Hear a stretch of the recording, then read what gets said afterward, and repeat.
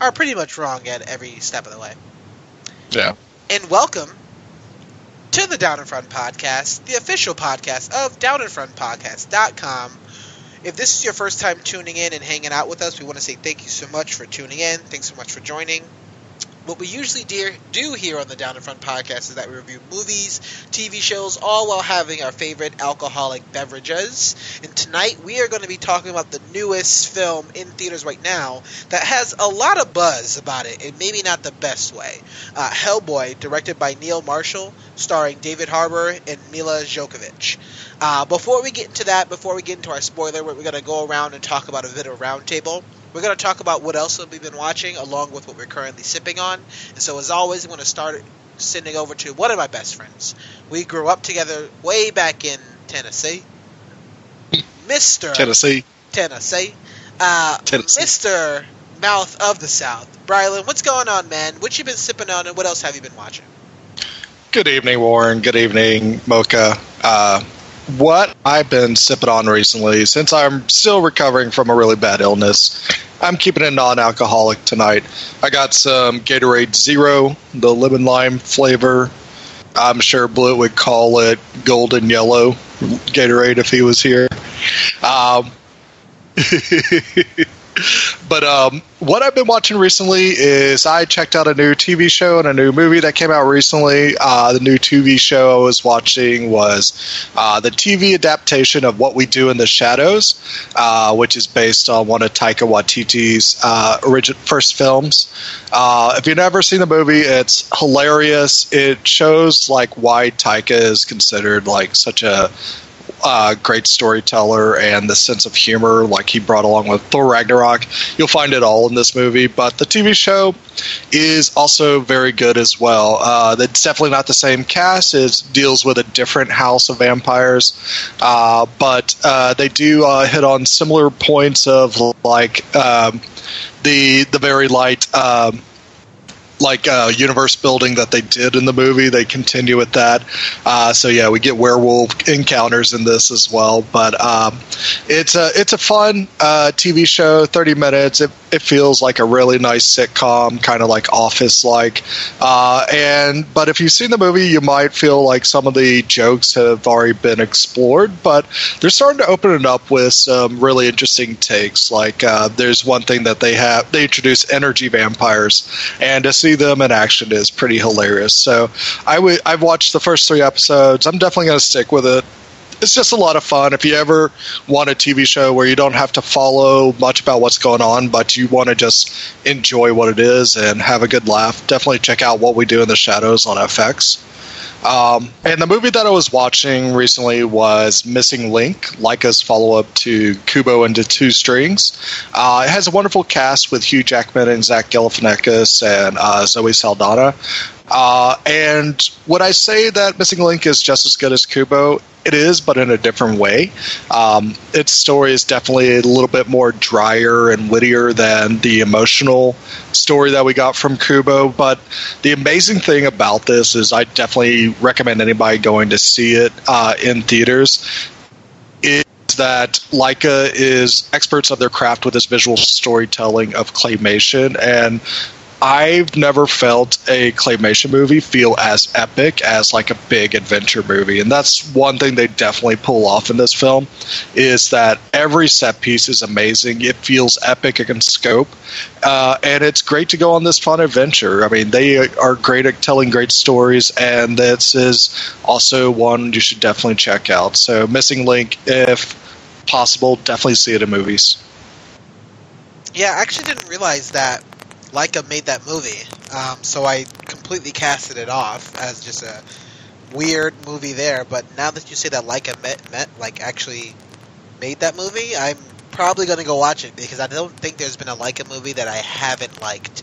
And by liked, I mean I haven't seen a Leica movie that I haven't loved. Right.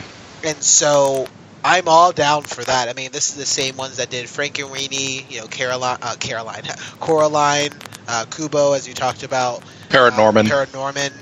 I think the maybe the least one, but it was still, I really enjoyed it, was the Box Trolls. So that's actually dope. So good to know. I'm actually pretty excited to go check that out now. So appreciate it, Brylan. Thanks for coming on. Thanks, so I can see your face. I'm going to toss it over to my other best friend, the guys that he's living in between New York, France, and maybe Boston. Who knows? Mr. Mocha Mike, what's going on, man? What you sipping on tonight with that fly shirt? And what else have you been watching? Hey, yo, what up, everybody? I agree, Warren. I don't even know where I'm living lately, and I would appreciate if someone could tell me so I could find some semblance of normalcy in my life. But as for what I've been drinking, what I've been watching, let's start with the watching. I recently have been taking a tour of some films that I missed from last year, so I took a look at Widows, a film that was reviewed on this very podcast, much to the dismay, I believe, of Warren and some of the other guests. I definitely saw the flaws in that movie. It wasn't great. I don't even know how well it can be classified as good, but I didn't hate my time watching it. But I watched that. Also, I'm in the midst of my MCU rewatch, as discussed previously.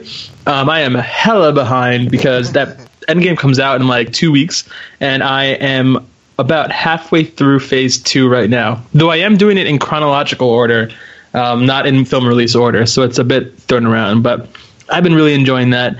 I've seen these 22 movies each at least like 4 to 5 times. Some of them significantly more than that.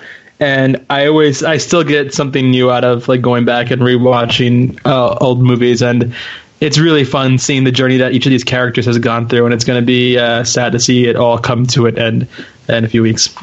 That's for what I've been drinking. If you mind me asking you something, how granular are you getting with the chronology of the movies? Are you just factoring in like exactly like where the big story takes place? Because we know some of these movies, they have intros that start millions of years ago. So yeah, so I am basing them on more or less where the main chunk of the given plot for that movie takes place.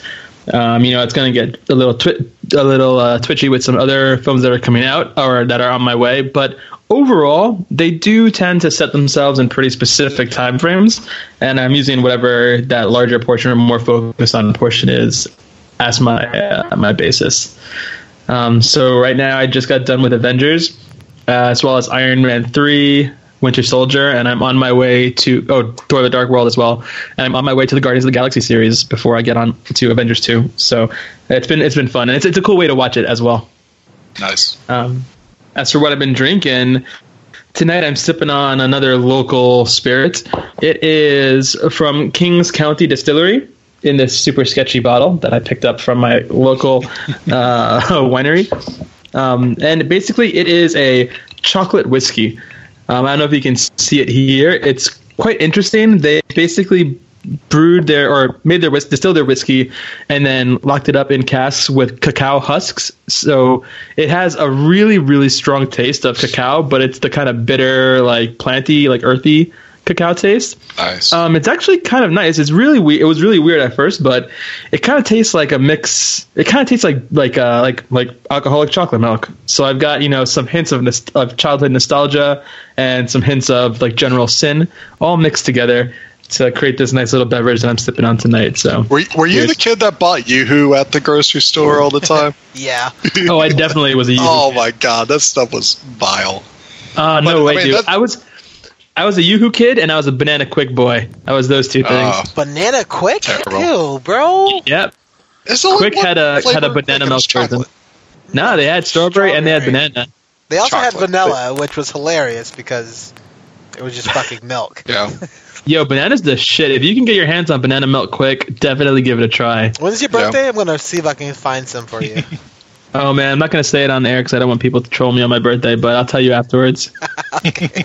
Offline, I appreciate it. But that's neat. Like, I wonder, like, the way you make the chocolate sound, like, it reminds me of, like, chocolate I like now, instead of just where chocolate starts tasting like candy and starts tasting like fruit.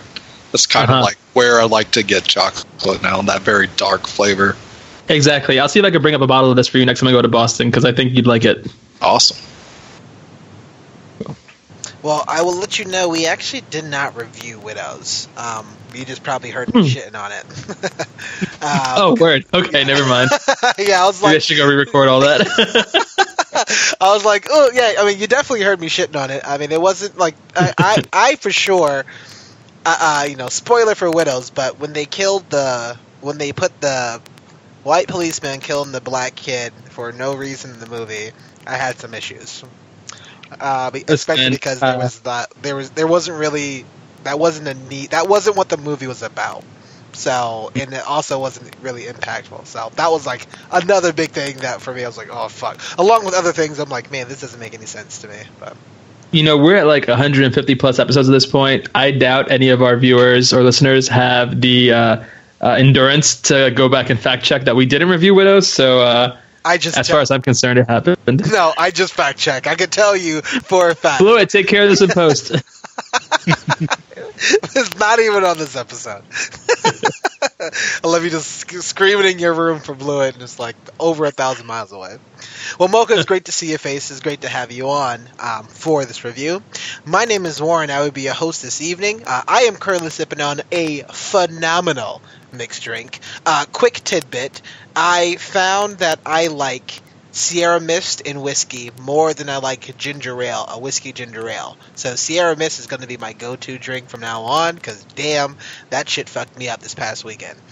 But what I'm drinking for right now is a Jack Daniels in a delicious, one of Brylan's favorite flavors, orange vanilla Coca-Cola, which is by far fucking delicious. This is a bomb drink. I'm about to kill this Jack tonight, because this is going to be a great recording. So if you haven't tried it, it's just a Jack and Coke with sweetener, to be honest, with the vanilla and a hint of orange. So it's pretty good. Makes it a little bit sweeter, easier to drink. I've been watching a bunch of stuff, to be honest with you guys, but the one I do want to kind of talk about is a movie on Netflix right now called Dark Song. Have you guys heard anything about this? Have you seen it at all? So, as always, we don't want to spoil anything, especially if I really actually want to review this movie, at least in some capacity, or I really need one of you guys to watch this movie. Is this the Childish Gambino thing? No. Okay. This is kind of like this movie that's kind of out there, super small cast. I'll look up some more of the credits, because I don't think I can pronounce. I can't remember who actually did it, but it takes place with a woman who is dealing with the death of her son. And what she wants to do is see if she can summon her.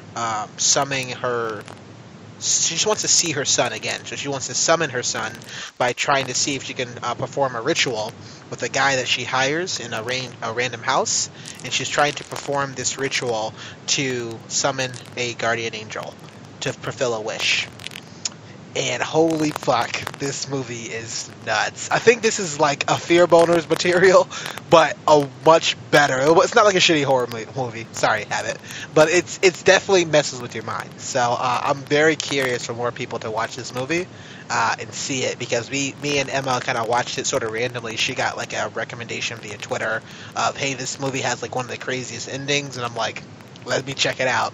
I don't think it has that much crazy of an ending of the other movies we've seen, but I also think that it's some pretty good filmmaking to be a super small cast.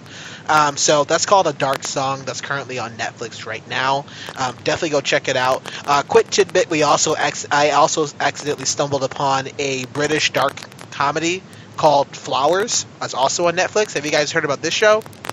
No. Yeah, so this is like where I was. I was on a dark path somewhere in Netflix, and this is great. There's great stuff popping up. Flowers, I'm not going to talk about that one too much, but this show is absolutely amazing. If you like British humor and the dark comedy that's starring Olivia Colman and the guy who looks like Dominic West and sounds like Dominic West, but it's not.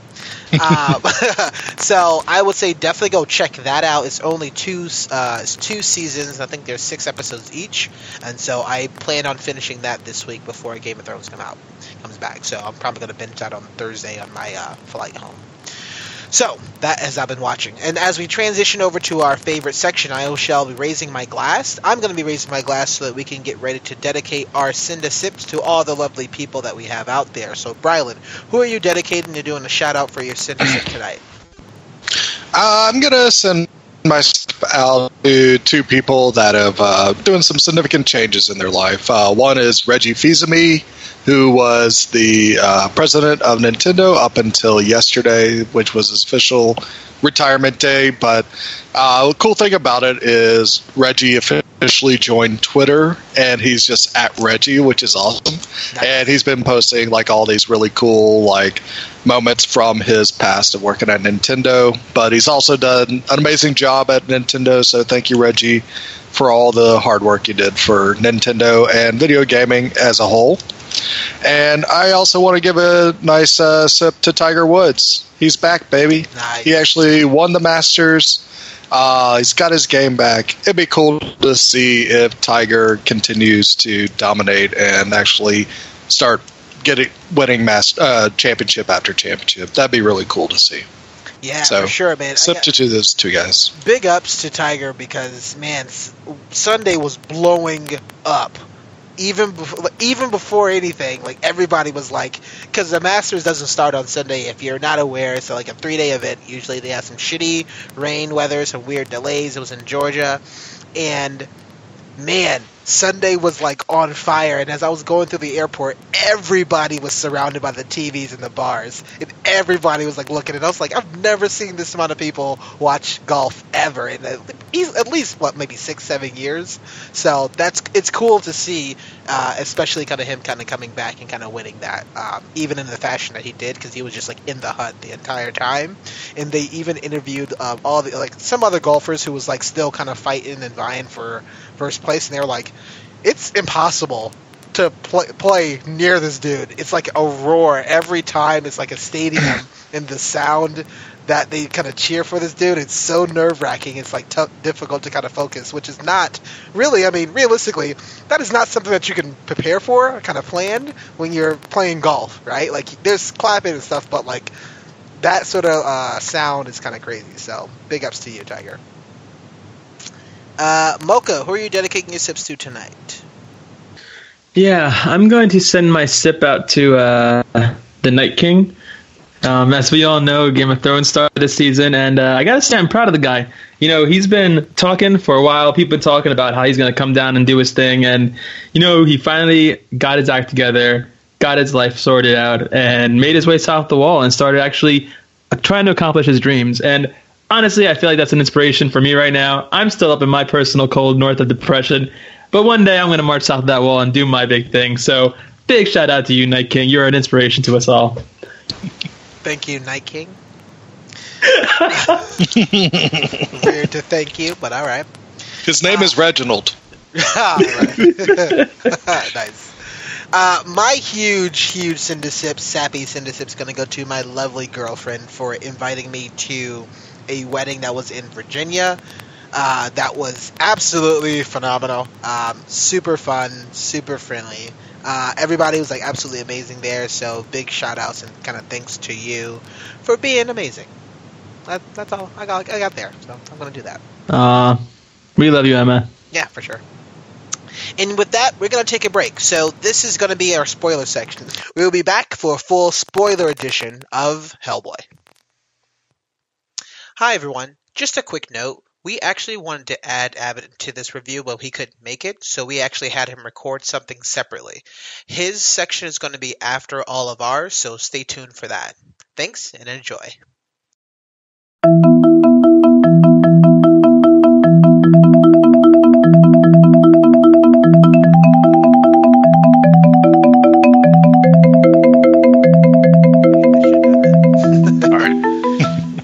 So, and we are back, and we are the Down in Front podcast. We are going to give you our spoiler section of Hellboy, directed by Neil Marshall, written by Andrew Cosby, starring David Harbour, Mila Djokovic, Ian McShane, Sasha Lang, and a bunch of other characters. We broke this up into a couple different sort of sections. So, as always, we're going to be talking about the actings and the actual characters. After, we're going to be talking a little bit about the comparison of the original movies. So, there's actually two, Hellboy and Hellboy, I believe, is called The Golden Army, along with the actual comics and sort of the graphic novels before we give you a bit of a send-off. So I'm going to toss it over to Brylan and says, Brylan, talk to me about this character's story of Hellboy.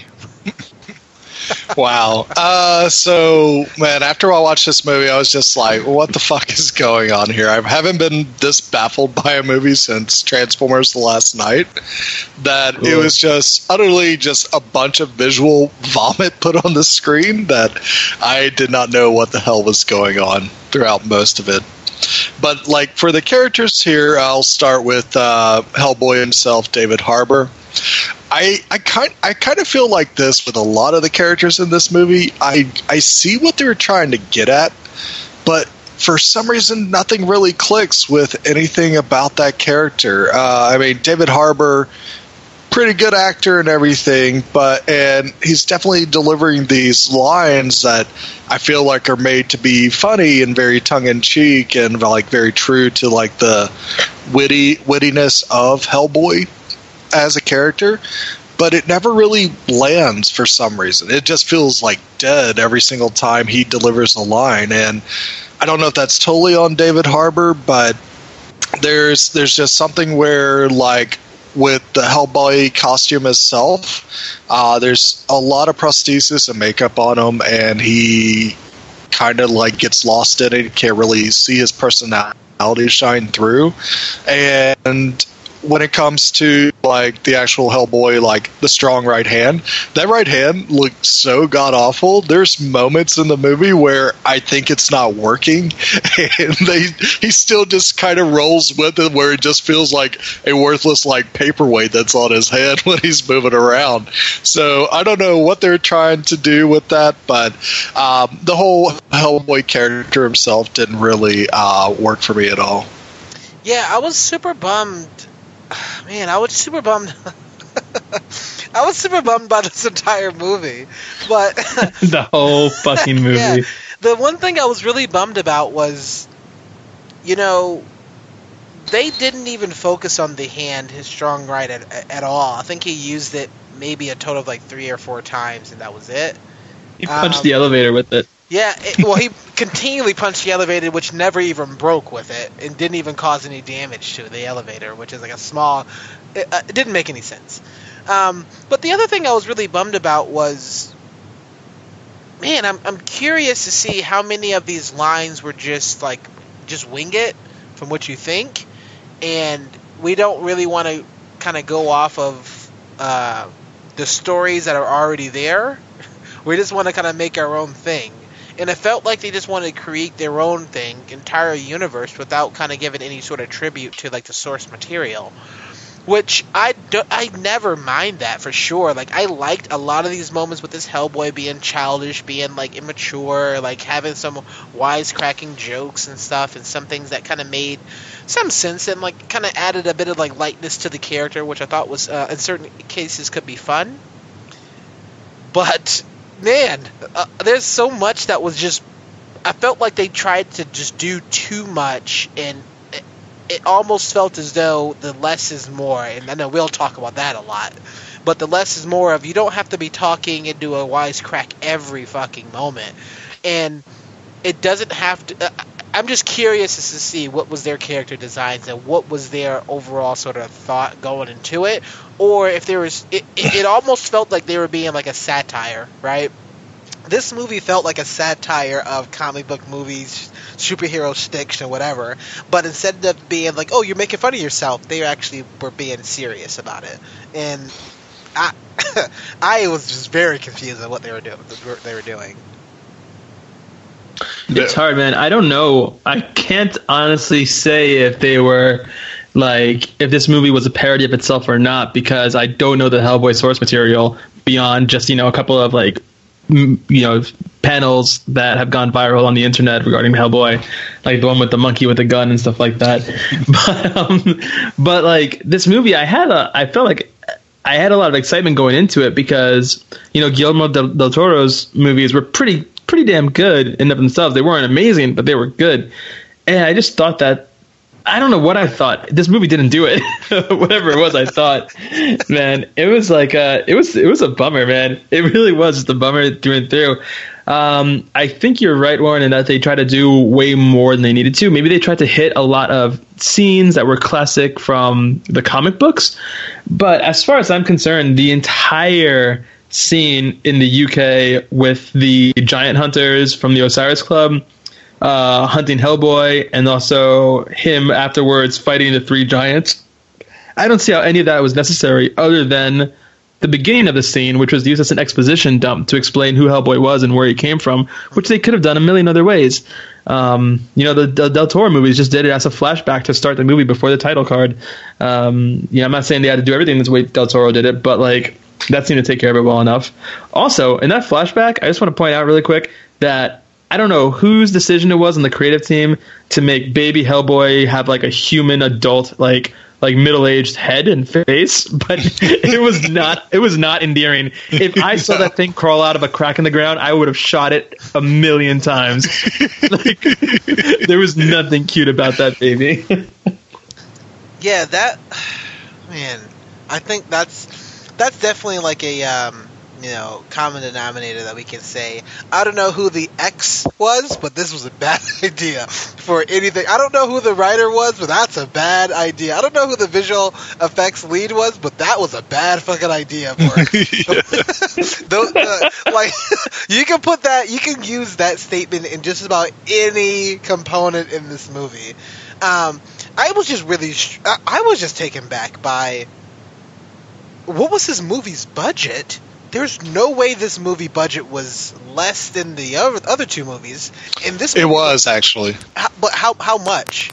This one's budget was $50 million. The first Hellboy movie was 65. Okay, that's not. I mean, okay, it's not a huge difference. Yeah. So the reason why I was what I was like leading up to, and that's a good call out, is does $15 million makes the difference of the visual and the special effects this terrible? Because holy shit, I thought this movie was from like 2000 easily. I was like, well, this is not going to hold up tomorrow, let alone next week. Like, this is Sharknado looks better than this movie. I mean, like, man, I was just so taken away. I was taken back, and we first get it with his friend, and I was digging like where it was going, and he was go hunting and finding his friend who somehow turned into like a vampire, and I was like, oh, this is like interesting because his face was covered, and I didn't pick up on this, and I was like, oh, his face is covered, they'll use that.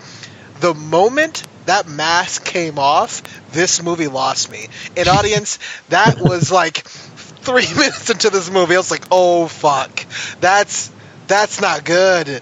No, why would you do that? And it literally went downhill because when the trolls came, I'm like, or the giants came, I'm like, all right, okay, I'm just gonna go through this movie, eat this burger, and just figure this shit out. So I was really surprised about the visual effects. I will say that the very least, the concept art or the concepts and designs for the different characters was pretty well executed.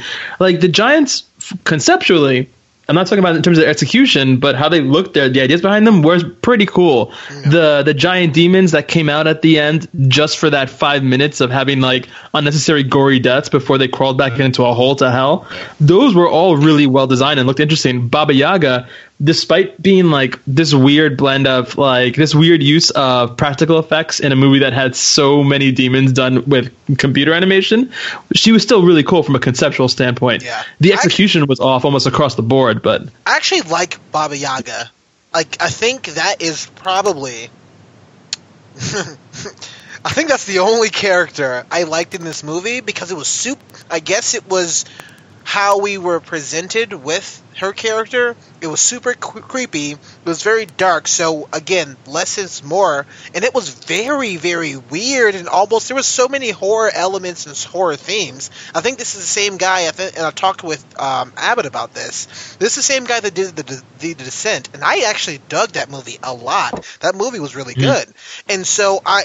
Like literally, and sadly enough, this scene with when Hellboy and Baba Yaga is kind of battling out is over an hour. I want to say hour and 20 minutes into the movie, so I'm like, oh fuck, we should not have waited through all that shit just to get here. And so I really like that scene with them fighting. I like Baba Yaga creepiness, especially the children that's being like hung and like being eaten in the background. Yeah. It was very, very good. I like everything about that sequence and that scene, because it was practical and it was very confined, and it didn't feel like they had to do a lot. I'll be surprised if that's not the first scene that they shot, and then they did have to do some reshoots. I'm curious to see when was that sequence sort of shot in between everything else, because there's a lot of good practical stuff in here, really good stuff, and then there's a lot of just stuff that I'm like, what are you doing? Like, you rip out a guy's tongue to talk to him. It's fucking concept great. Cool. Yeah. Execution's terrible. So, like, who was this visual director that said that that's a good idea to show? Like, no fucking way. Like, this, I don't know, like, this gore porn, like, murder porn stuff is not good in the movie that also is starting off with Mila Jovovich looks terrible, looks like a computer animated when she's getting cut up, and just... I hope she's giving her all. I mean, I can't fault the actors. I know we talked about this of who to fault and who we gonna put the blame. I'm like, I don't know. I really don't know, because if Neil Marshall was saying, yeah, that's a good idea, it's kind of like a George Lucas in the or the prequels. I'm like, bro, did nobody tell him that's not a good idea? I have no idea. It was confusing to me. Yeah, it's interesting to see like how much. Who had the creative control over this movie, whether it's the studio or the director itself. But I mean, like Mila Jovovich's character, Nameway, who's the main bad guy here, I wonder, like, what was the direction she was given, like, when her head's being put in the box and she's doing, like, this weird, like horror scream from the 50s, and that's all it looks like. Is like, have you ever seen like an old like Hitchcock film and people have to overact to sell the emotion? She was just kind of went back to that kind of acting where it's just like, let me show you how much I'm screaming by moving my face a lot more. And so it was a weird choice, I think, to, like, I mean, I've seen Mila Jovovich, like, horror movies like this kind of fit her wheelhouse, but to see her be underutilized when she is actually a very talented actress that can pull off some quirkiness in her characters, that it's kind of sad to see that she probably showed up on a set and they said, we want to film you yelling at people and screaming, and then we're going to put it into whatever movie we want. And that's what it just feels like, is that she did some generic takes for this movie. Yeah. Man. Go ahead, Warren. Yeah, I mean, I got nothing right now. I just feel, I guess I do. I feel bad.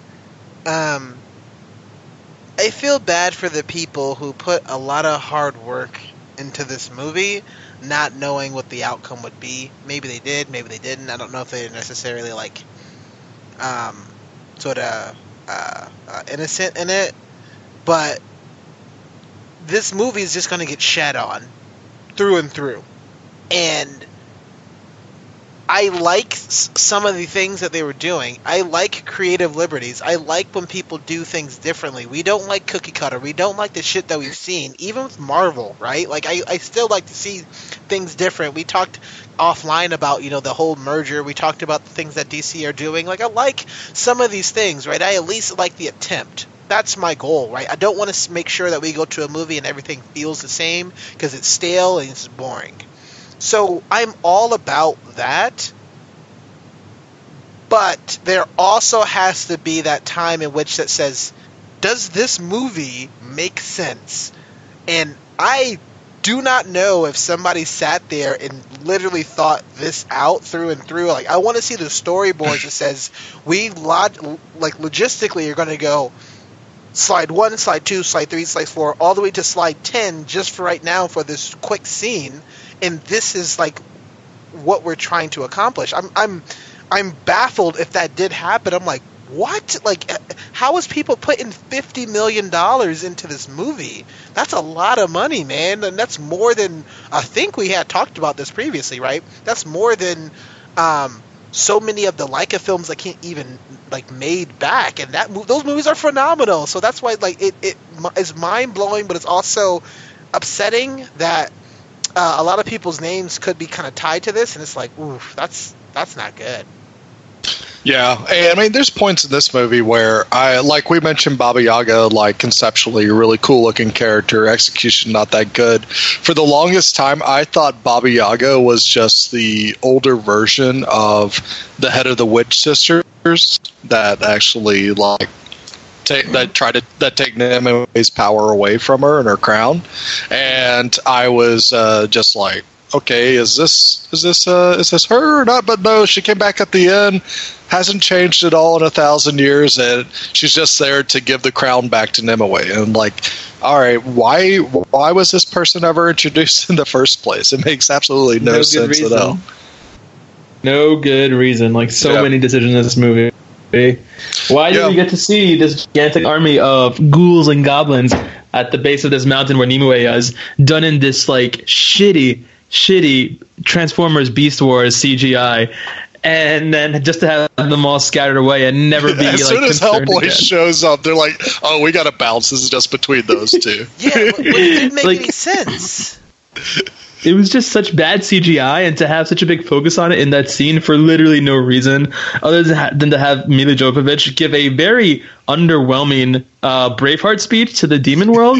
It was it was such a mess, man.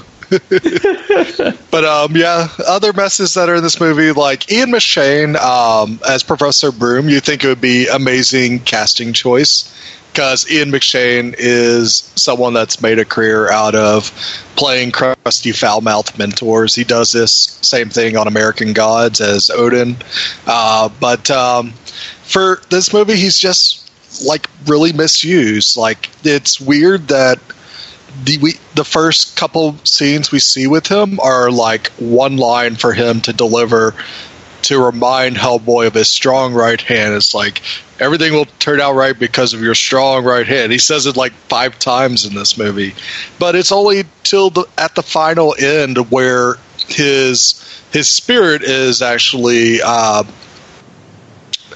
talks to Hellboy through Alicia Alice that he has a meaningful moment with Hellboy, and it's probably the best moment in the movie, where we have Professor Broom talking to Hellboy about why is he going to be the one that saves the world. And it's this whole thing about responsibility versus your nature and choosing your path rather than just going with what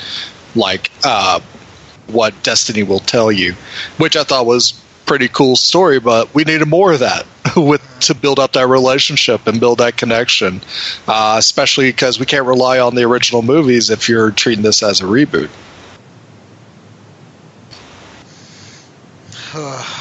Anything else you guys want to talk about characters or story before we move into the more of the comparisons to the original movie? The other character I wanted to mention was Sasha Lane as Alice, who's like Hellboy's assistant in this movie. I thought she was a very cool casting choice. I liked her character a lot, just being this young kid that has this ability to be a spiritual medium between spirit world and real world, and even though it's a very grotesque way of channeling spirits, just having her guts shoot out of her mouth, I like the whole visual concept and the idea of that. Definitely poor CGI to make it happen, but there was something really neat about it, and I especially thought it actually kind of worked when we see Professor Broom talk to Hellboy at the very end. And then other than that, I like that the pig dude just kind of cussed all the time because I was cussing throughout this whole movie. So I appreciated that he was just a potty mouth the whole time. The pig dude, whose character really amounted to nothing, because like I thought we were going to get something out of his character. Yeah, first of all, he didn't have like a really legitimate reason to hate the main character. Like, okay, so he found him out that he was a changeling and not the real human baby, but then he had the rest of his life to, I don't know, like be a changeling in someone else's family. I don't know how that works in this universe. I don't read the comics, but it just seemed like a weird reason to hold this eternal grudge against Hellboy.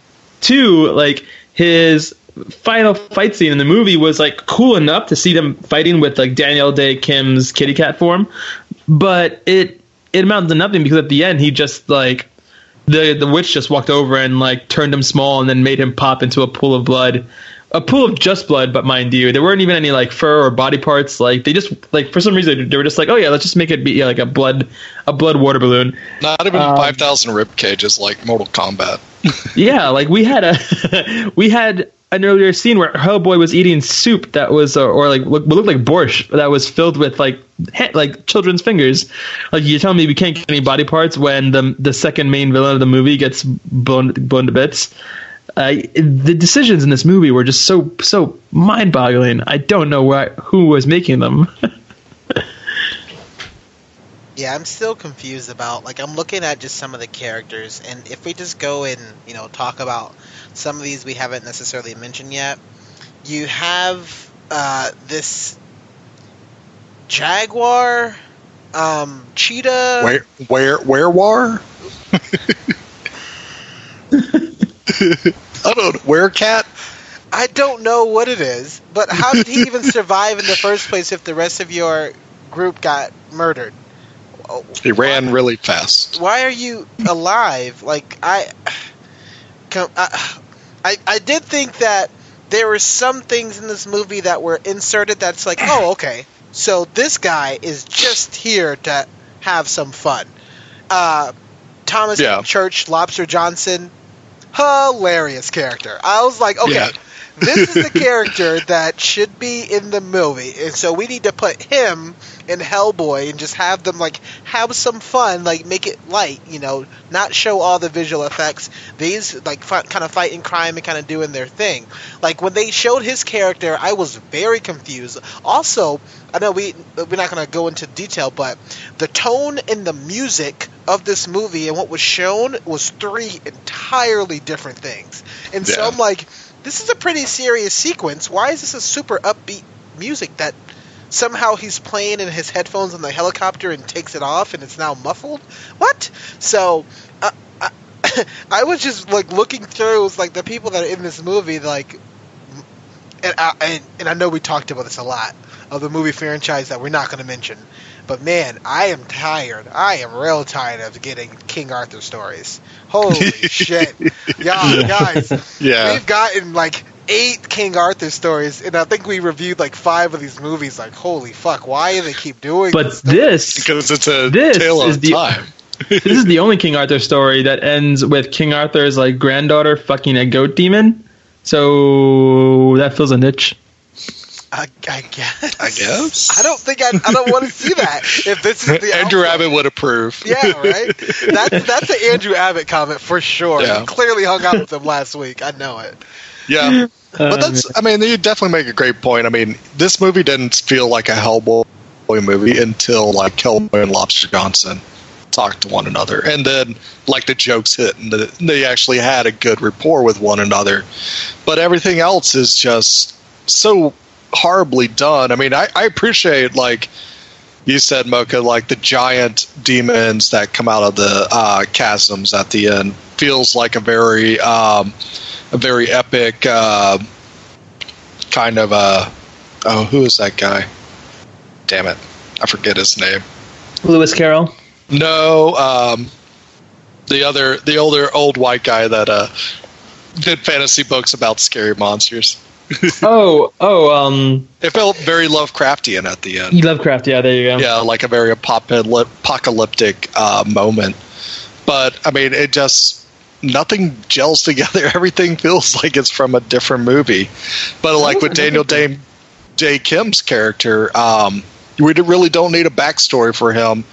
He's weird, like he just pops in out of nowhere. He's not with the BPRD, but feels like reluctant to have to work with them. He wants to kill Hellboy, and then he's not really interesting at all until he turns into the Jaguar and you see him fight the pig monster. So yeah, it's just really like a waste of a character. I want to throw something out there because Daniel Dae Kim goes and he gets a special bullet that's made out of like angel bones and all this random shit that's supposed to kill demons to use on Hellboy. He decides after seeing Hellboy in action, oh, I'm not going to use this on him. But then instead of saving that bullet to fire at the immortal demon witch, he just breaks it on the ground and says, this was a mistake. What is it? A mistake? And they focus on him throwing his back and it shattering. I'm like, what? Why do we need to see it? We don't care. He just threw it away. You didn't need the time of him leaving and going and meeting a new character to get this gun made, to get this bullet made. You didn't need that if all you wanted to get across with that scene was just him having the realization that he likes Hellboy. That could have been done without that, and it could have been an hour and 50-minute movie instead of a 2-hour movie. Anything else you guys want to talk about characters before we move into more comparisons to the original film? All I want to say is that I really don't understand what this world is like. Like, I couldn't put my finger on it throughout this movie as to whether or not this is a world where people already know that demons exist and so they're kind of cool with it, but they don't like them, or if they don't know that demons exist and so things like the BPD is a secret and Hellboy himself is a secret. Because like people are freaked out by him when they see him, but nobody reacts in oh, this is the first time we're all seeing a demon man kind of way. But at the same time, like, the demons are kept really separate from all other normal humans throughout the movie, so we don't get to see how they interact with each other until the giant demons come out of the crevice. It's just like, I don't know, this movie didn't do a good job of explaining itself in any way, almost. Yeah. Yeah, I think the one thing I thought was kind of funny was we had talked about, we've seen a bunch of these sort of news segments that talk about, hey, make sure that you're evacuating. People are all evacuating. Like this, like all this stuff is happening. All these demons are just, running amok in the end. And because they want to kind of rank the gore up to, over 9,000, they put people just randomly walking on the street. And then the street opens up in hell, and people are like getting every sort of kill you can think of. I've seen this movie. I'm like, guys, why is this random? And the reason why I like cackled out loud, a random black dude in a suit just walking down the middle of the street. Then he goes, oh my god, a demon, and tries to slowly run away. It gets like beheaded or somehow like gets like. Doesn't he split him like between the legs like a chicken wing? Not someone does. Yeah, and it was just like, guys, what? Wow. My favorite was just like the giant skeleton that would walk by and people just get impaled on his legs. Just shish kebabbing dudes left and right. Yeah, and he's just like walking, minding his own business. It's just like, oh, random person impaled. The body count in this movie was so astronomical. My favorite demon was the one that was walking through the river that like crashed through the London Bridge, whose face looks suspiciously like a giant vagina. This movie fuck, man. I really just don't even know what to say about this movie. It was just absurd in a way that was not good or endearing.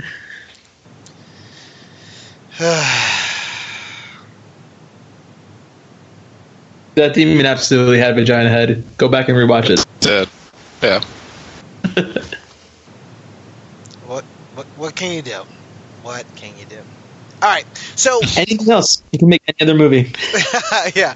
All right, so let's talk about some more of the comparisons because I know that this movie drastically is different. Even the story and the kind of the plot line and they at least kind of had some things that were similar. So I'll toss it over to you, Brylan. What do you got? Yeah, so when it comes to like the original source material and the previous movies, I enjoyed the previous movies. a lot. I thought Ron Perlman was fantastic Hellboy. I thought they brought a lot of heart to the story, which I think is really important, along with the quirky characters. And even though this might have a smaller budget, for some reason it looks 10 times worse than a movie that came out almost 15 years ago. So we mentioned a lot about just like, damn, the visuals are just god awful here, but damn, it's got to be said again. Just how do you just mess up a budget like this? And one thing about Del Toro is he knows how to infuse heart into his stories, and I think that's why he's such a phenomenal director. There was like zero heart in this story at all up until unless you count the last minute at the very end. And I think that the movie suffers hugely from it, that they didn't take the time to kind of make us care about these characters, even if they're characters that people know and it's just only the fans are going to get, or if it's first time someone watching, you still got to bring the heart for the characters for people to get connected to them, and that was totally missing in this movie. One other thing that I think makes Del Toro such an amazing director is that he knows how to work a budget. He can take a $20 million budget and make it look like a $100 million movie. And that's where we have a terrible disparity here with that the quality of this film does not hold up to the money that was accrued to make it work. Mm. Yeah, and it's kind of a bummer because I thought that they were going somewhere when Sasha Lane's character was about to die. Alice was about to die with the little stick that was in her neck. And I was on board enough to say, okay, so how is this going to fix it? Oh, they have to find Merlin. And they're going to find Merlin who can't die. So they go to Merlin who can't die. And Merlin pulls it out and resurrects the Excalibur to use his final power that kills Merlin. And Hellboy says, no, I don't want to do this because I saw what was going to happen to it. So, not only did we have an emotional beat that they just kind of threw away pretty quickly because Merlin just literally pulls it out, and that little sliver thing slivers away, and I can't remember the guy's name, but he's like, are we not even going to focus on that? And they literally didn't even focus on that. And I think there was a line in here when Alice's character talks about, oh no, that's going to be in the sequel, and I'm like, man, let us kind of care about these characters enough. You introduce us to Alice. We see that Alice's parents are dead. We see that Alice still talks to her parents, but we don't care why, when, how Alice's parents even died. I thought that pig guy killed her parents, and I thought that would have been interesting, but that didn't happen. And so I'm like, why aren't you kind of giving these things that should be happening? We should be caring about Alice. We should be caring about the Captain whatever dude. We should be caring about the father, Ian McShane. We should be caring about these characters knowing that for sure we knew Ian McShane was going to die in this movie. But it happened so quickly and kind of brushed away to that his soul comes back sort of through Alice, this weird thing out of her mouth, and I'm like, I still don't have any emotional connection with any of these people because so much shit has happened already that we never got a chance to kind of feel. And going back to Guillermo del Toro, that was heartbreaking. That was kind of tough. That that he was talking about what he was type of candy he was feeding him, and how they even had kind of a relationship in the original movie, and how that was kind of difficult, and he had a difficult choice to make. And we got so much emotional, and also Ron Perlman did I think he did a great job with the portrayal of sort of Hellboy, and so we got so much emotional stakes that it wasn't a perfect movie by far, but according to this, it definitely was. And so we got a lot of buy-in from these characters that they just didn't seem to want to write that story.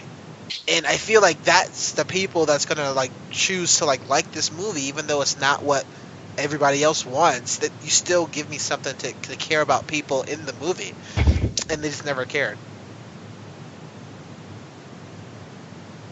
Yeah, we don't even care about Hellboy in this movie, which is a shame. Yeah. That, I mean, he's there to be the star and everything. And that, like you were mentioning that point with Merlin, like, as you said, they're just like, hey, look, we're going to introduce you to an immortal wizard. You're going to spend about 5 minutes with him, but we got to find a way to make him die. And it's just so, like, almost depressing to just watch that scene, because it's just like, I use my final power, and then all of a sudden he just becomes a skeleton and turns to dust right in front of him. Hellboy's just like, wait, what? So he's just like, things just move too fast for him to even just comprehend what exactly was going on. So, or he just decides that he doesn't care. I would say, I mean, when it comes to like the character of Hellboy, I mean, they definitely lean probably more on the boy part than the hell part, because he is very man-childish in this movie, and almost like a 5-year-old that was given a like omnipotent powers and a big gun. And it's become it was just very tough to just kind of follow that type of character through the movie.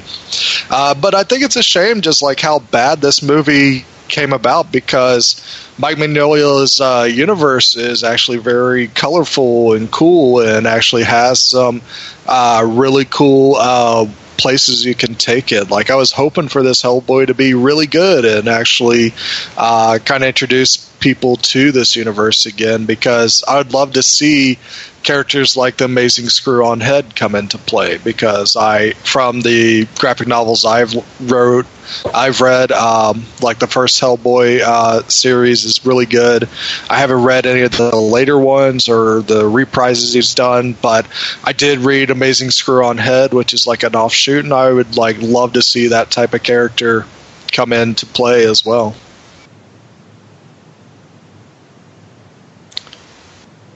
Mocha, you got anything? Not too much, honestly.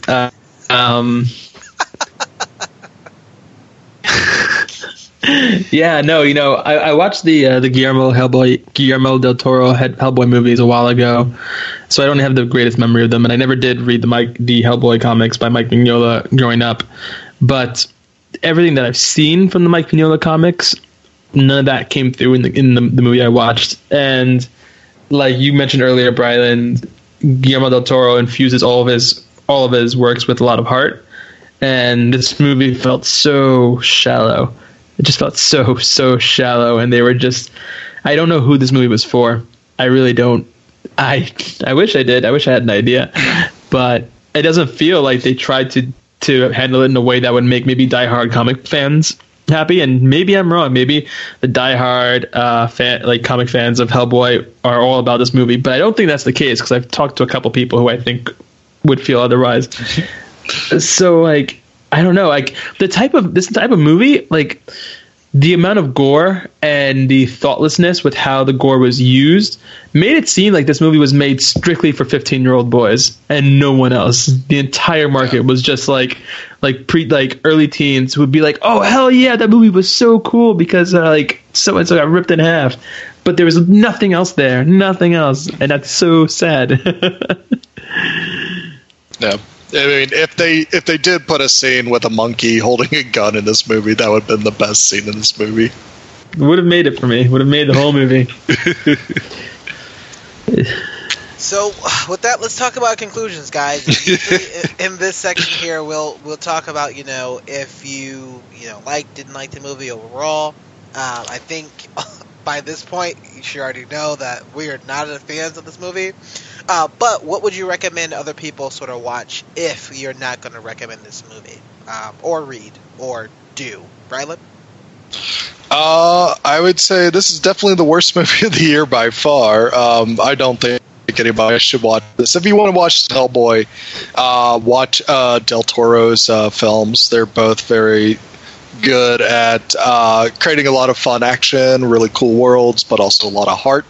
Also read the comics, and I don't know if you can find it anywhere, but if you can find the pilot for The Amazing Screw-On Head, that's a really cool animated 1-hour short that I think everybody should watch, because it just shows a lot more about the cool fantasy worlds that Mike Mignola makes. And if you need to go to the theaters right now to see a movie with a lot of heart, go see Shazam. Mocha? Don't watch this movie. Don't watch it in a theater. Don't watch it in your home. Read a comic book instead. Don't watch it on the toilet. Don't watch it on the toilet. Don't watch it on a plane. Just don't give this movie the time of day. It's really not worth your time. I think that I would love to see this movie reviewed on how did this get made. But otherwise, I think that that's the most that this film can offer the world is the possibility of it being reviewed on that podcast one day.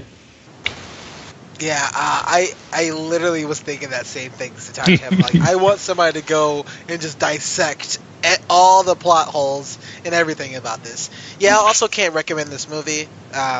For all the reasons that we kind of talked about. I definitely would recommend to, if you want to check out Hellboy stuff, probably read the novels or read the graphic comics and then go and watch the first movie. I didn't really like the second movie too much, but it's much better. I mean, again, with looking at this, I love the second movie because at least kind of gave me something interesting to kind of watch and see. So I can't necessarily recommend if you want to go into the theaters right now to watch something. I know that Captain Marvel is still in theaters. I think Us is also still in theaters. I haven't even seen it, but I will at least want to let everybody know that I've heard a bunch of good reviews on the movie Little that's out in theaters right now, which is also kind of really funny. So I definitely would suggest go take a look at all those other movies. That's definitely going to have a bit more heart. And be or Missing Link. Or Missing Link, thank you. I haven't seen that one either, but I still would recommend. You should. I would recommend. And with that, we have the Down in Front podcast. Thanks so much for tuning in. Thanks so much for joining. B. Ryland, where can people find more of your work on the interwebs? You can find me posting animated GIFs that have better visual effects in this movie on Twitter at Bryland, Brilund. You can also find me posting many TV and movie reviews on Instagram at I am Bryland. Look forward, there will be some new ones being released this week. Nice. And Mocha, where can people find more of your work on the interwebs? Yeah, you can find me on Twitter writing scripts for movies that are better than this with almost no effort whatsoever at Mocha Mike, L-I, as the Lord intended. Unfortunately, you cannot find me at Mocha Mike. The person who is in charge of that Twitter handle got torn in half by a 30-foot demon right before he can give me the password. So unfortunately, it's not Mocha Mike. But you can find me at Mocha Mike on Instagram, where I post some photography work. And at Mocha Mike on Medium, where I've written some longer form articles about movies that we've reviewed before. Check out more of our work at downinfrontpodcast.com. That's where you're going to find our bios, our video teasers. We have our last calls. We even have our partners' information with Maya Noose and Friends with Blends, and some Fear bonus episodes that's going to be up there, so definitely go check that out. We're on Twitter at _ADIFP. We're going to be on Facebook, facebook.com/downinfrontpodcast. If you like what we do, you want to consider become a patron and donate to us, patreon.com/downinfrontpodcast. Early episodes, even some bonus content, so that's also really cool to kind of think about. We're actually going to be on, we have our music that's going to be on SoundCloud. We're actually going to be on Reddit. We're literally everywhere. So that's going to be great, and we're always excited to review these movies for you. Brylan, what is our next review? Our next review is Captain Marvel. The original Captain Marvel. I mean, Shazam. Shazam. Say my name. Yeah, that should be... Say my name, Sebastian. Interesting Shazam. So, Shazam. Very excited for that review. Thanks, everybody, and have a good night. Hey guys, it's Andrew, and I was unfortunately too lazy to make it to the original Hellboy recording. In fact, I'm the only lazy boy that you cannot sit in, unless you ask nicely. And that being said, the Down in Front boys have been nice enough to let me record a quick little reaction for the movie, as I am a huge Hellboy fan and was really looking forward to kind of dropping my 2 cents in the Down in Front bin as it were. And I just got out of the movie, and so there's a lot to unpack here. As being a huge Hellboy fan and a huge fan of the original Guillermo del Toro movies from back in 2005 and 2009, I believe. So I started reading the comics a little bit before the original movie came out because I saw the trailers and the hype, and I really like Guillermo del Toro's other stuff. And I started reading them voraciously, and then the movie came out, and the movies were a bit different than the books, and I'd say that really applies here as well, which is fine, because I'm also on a lot of fan boards and things like that where people are giving huge mixed reviews about this movie. Some people like it, some people hate it, some people are stuck comparing it to the other ones, some people are die-hard loyal fans of the Guillermo del Toro, Ron Perlman ones, which I totally understand, but I don't think we're in a situation where there can't be both, because the director of this movie, I also love his movies. Like, Guillermo del Toro is easily in my top 3 favorite directors. Neil Marshall, probably not in my top 10, but I do still really enjoy his movies, and I think he does horror action very well. Another big difference between the original movies and this one is the fact that this one is a rated R vehicle, which, if you asked me back in 2005 if I thought Hellboy needed to be a rated R movie, I'd probably say no, because honestly, the Hellboy mainstay title was never really, there was implied violence and implied gore. Like, it was mostly pulpy, punch 'em up, like Hellboy beats the giant monster with his huge fist. There wasn't any crazy gore, blood, or anything nuts like that. Mostly it was implied. Mostly the way that Mignola wrote it.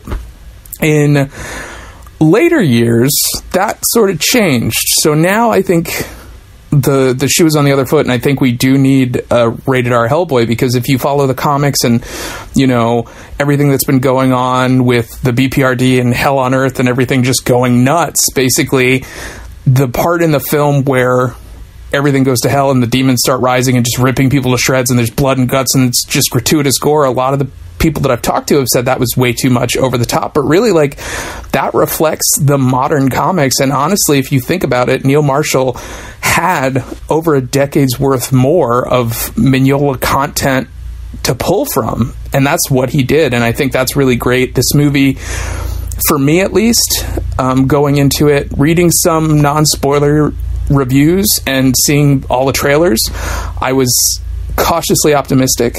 Starting with the Hellboy in Mexico jaunt was very interesting, because right off the bat it felt like a lot of things had changed from that story. But as the movie progresses and you realize that Neil Marshall's kind of building his own thing as well as trying to stay true to Mignola's story, which is great, but that doesn't bother me the same way that Guillermo del Toro, by the end of his second movie, it's his own thing. Like, I know Mignola helped him write that, but none of that in the second movie, The Golden Army and all that, was ever in the books. That was all movie stuff.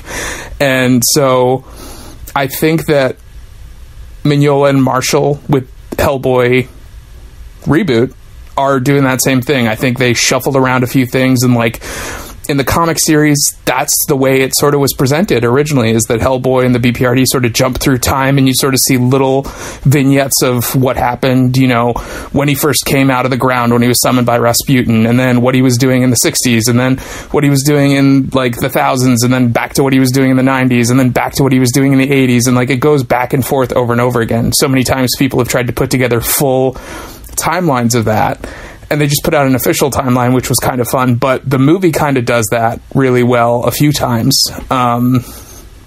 And yeah, I think it was a great mix of action and humor and horror, because some of the stuff is super creepy. Like, I loved the Baba Yaga. I loved all the traditional makeup and the gore. The CG, unfortunately, was really kind of lackluster, and in sometimes, like, the lighting effects that were on the CG really brought you out of it. But all the character design and monster design was great, so I was really still into it, even though it was sort of distracting that it wasn't that good. As far as acting, I was really happy with David Harbour's Hellboy. I think he really held up. I think he is a perfect successor to Ron Perlman. I don't think he did wrong in any way. I don't think people should not watch this movie because they're trying to, like, support the old movies in any way. I think they should check this movie out. I didn't think Ian McShane's Professor Broom was very good. I think he tried to be too much action hero dad and not enough scholar. I feel like John Hurt's Trevor Broom was much more to the point and to the character in the old Hellboy movies. Maybe if there was more of a mix of that in this movie. I did really like that they included the weird ectoplasmic ghost talking sequences, as weird and bizarre and gross as that was. Like, that does happen in the comics sometimes. Though a couple of the big changes, to try to not keep this too long, the death of Trevor Broom being in this movie, where in the comics he's already long dead by this point, was interesting. It was an interesting trope, but the weird father-son talk at the end was kind of a downgrade for me for the movie, because it just didn't really it felt out of place. It was like the Martha moment. If we're going to bring it to Superman and versus Batman terms, like, that was the moment where it was like, that scene where he breaks off his horns and he fights his demon inside is kind of like the scene from the original movie. Which is great, because it's like, there are parts in this movie that take almost directly from the original movie, but then at the same time, both of those are taking from the comics, so it's fine. It makes sense. The team dynamic is great, but it's kind of weird that they have Daimyo and, what's her face? The girl?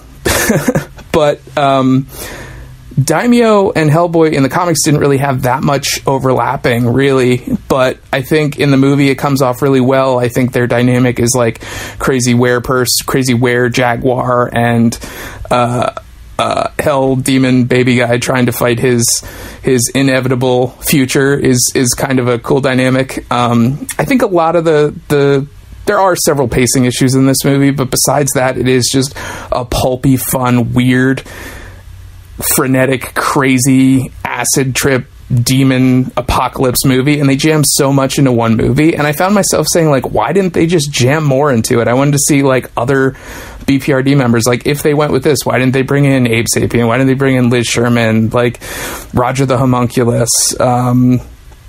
You know, all these classic characters could have just been like passersby, could have been like throwaway scenes, but then what this movie does really well at the end is the trailer, the after credit trailer tags were great. Like, I think that moment with Lobster Johnson, although going back to acting, Thomas Hayden Church as Lobster Johnson, I was really excited for that, and I don't feel like he pulled into the character enough.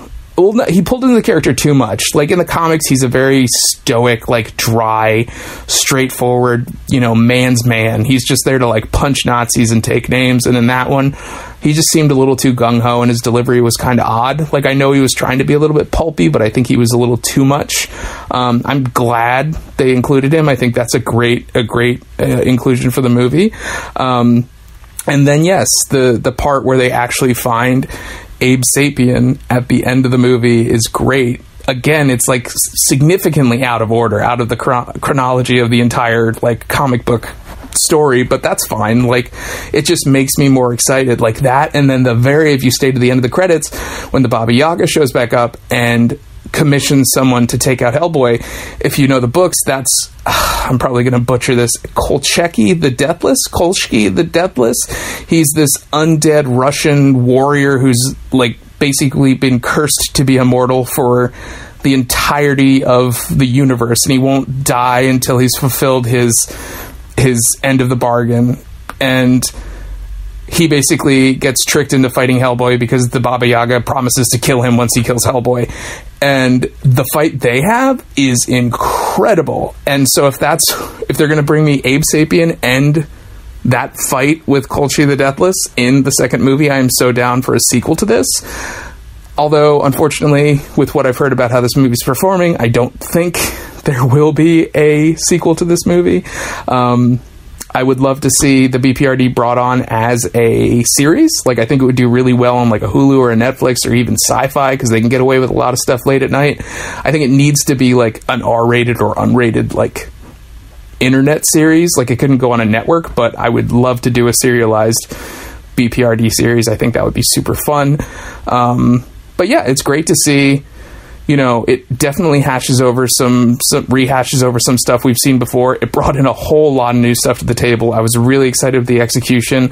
It had me all over the place because at first I wasn't feeling it. The Hellboy in Mexico stuff was a low point. Like, I wanted to love that part, but it was kind of annoying.